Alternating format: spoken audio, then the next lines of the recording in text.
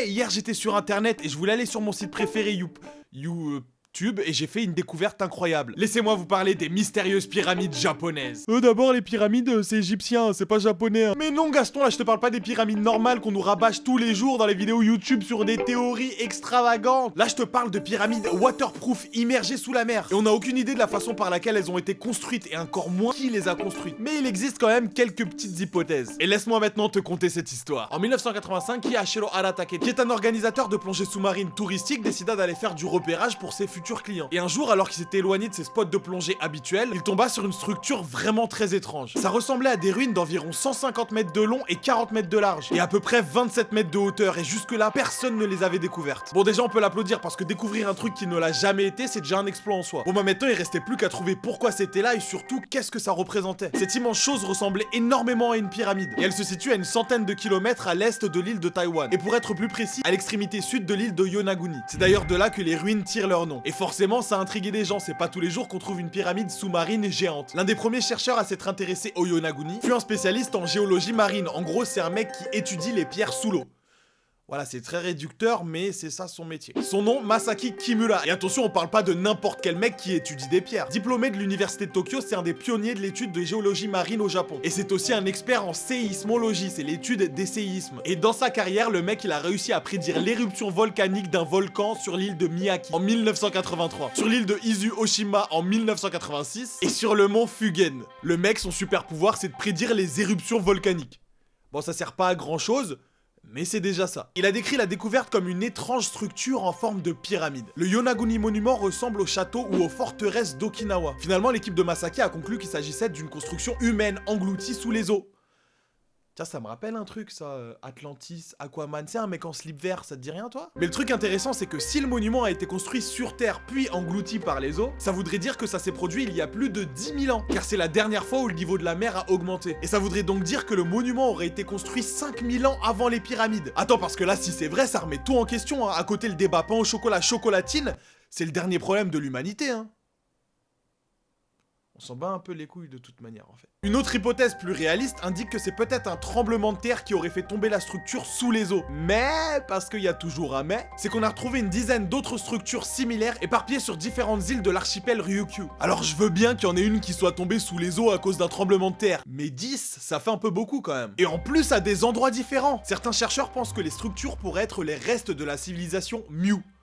Je te parle pas du Pokémon. Il s'agit d'une très vieille civilisation légendaire disparue sous les océans, mais ça mériterait une vidéo en entière. D'ailleurs, dans les ruines, on y trouve une structure parfaitement symétrique qui ressemblerait à une tortue. Alors peut-être qu'ils vénéraient le dieu tortue, on sait pas. Peut-être même qu'il s'appelait Carapuce. En plus, Carapuce c'est japonais, c'est les Pokémon. Tout est lié, c'est un cercle. Kimura affirme aussi avoir trouvé de nombreuses preuves de vie humaine. Mais comme une théorie ne vient pas sans détracteurs, il y a le professeur Robert qui met son petit grain de sel. Robert Scotch. Bon, déjà en plus d'avoir un nom de merde, il veut nous casser nos délires. C'est un scientifique qui a travaillé sur le site et qui a émis l'hypothèse que ça ne pourrait pas être de fabrication humaine, car le monument est fait d'un seul bloc et lié au sol. Alors que si ça avait été fait par des humains, comme toi, comme moi, comme lui, comme l'autre là-bas, ça aurait été fait de plusieurs blocs différents, comme les pyramides, et que c'est sûrement l'érosion naturelle qui aurait formé cette espèce de structure symétrique. Sauf que dans ces ruines, les escaliers sont vraiment très droits, ils sont même vraiment putain de droits. C'est-à-dire que les escaliers font des angles parfaits à 90 degrés. Même un maçon aurait du mal à faire ça. Alors je veux bien qu'on dise que la nature est formidable et qu'elle est capable de créer des structures elle-même, mais de là à faire des marches avec un angle précis de 90 degrés, ou alors c'est une vague qui a un CAP en bâtiment qui a fait ça, parce que là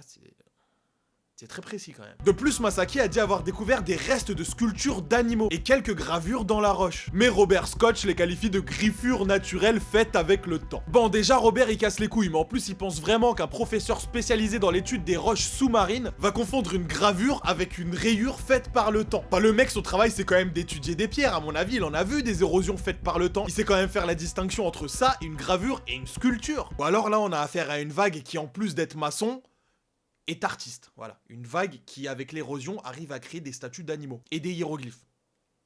Tout est possible, hein. Une vague artiste, on a peut-être. Mais il y a une autre théorie qui nous dit que sur l'île de Yonaguni, et ailleurs dans la région d'Okinawa, une tradition ancienne consiste à modifier, améliorer et étendre la nature. Et donc que la pyramide engloutie soit de formation naturelle, puis modifiée par l'homme. Mais il reste encore des mystères en suspens. Qui a fait ça? Quand? Et surtout pourquoi? Ce mystère a plus de 35 ans et on n'a toujours pas la réponse. Dites-moi ce que vous en pensez dans les commentaires, érosion naturelle ou alors création de l'homme. Si vous avez d'autres idées de vidéos comme ça, n'hésitez pas à les proposer dans les commentaires ou alors en message message privé sur Insta. J'ai vraiment aimé faire cette vidéo et j'ai trouvé ça super intéressant. Nous vivons dans un monde plein de mystères.